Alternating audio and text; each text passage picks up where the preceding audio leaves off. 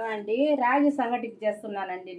నాకు తెలియదు రాగి సంగటి ఎట్ట చేసేదో నాకు తెలియదండి. కానీ అయినా ఈరోజు చేపల కూరలో రాగి సంగటి చేయమన్నారు మా వారు, చేస్తున్నాను. నేను 2 గ్లాసులు నీళ్లు పోసుకున్నానండి. తర్వాత కొంచెం బియ్యం పోసుకొని ఉడికిందండి, బియ్యం ఉడికింది. తర్వాత ఈ రాగి పిండి వేస్తున్నానండి. దీంట్లో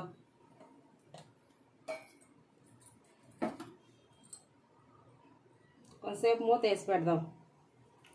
వేసి పెడదాం.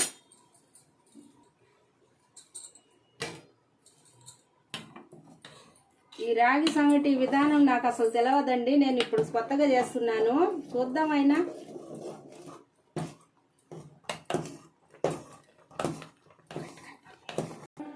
చూడండి, నెయ్యి వేస్తున్నానండి, కొంచెం నెయ్యి వేస్తున్నాను.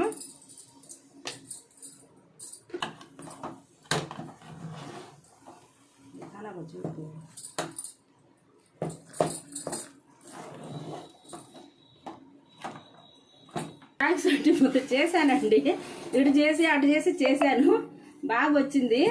ఈ రాగి సంగటికి ఒక లైక్ చేసి, షేర్ చేసి, సబ్స్క్రైబ్ చేసుకోండి.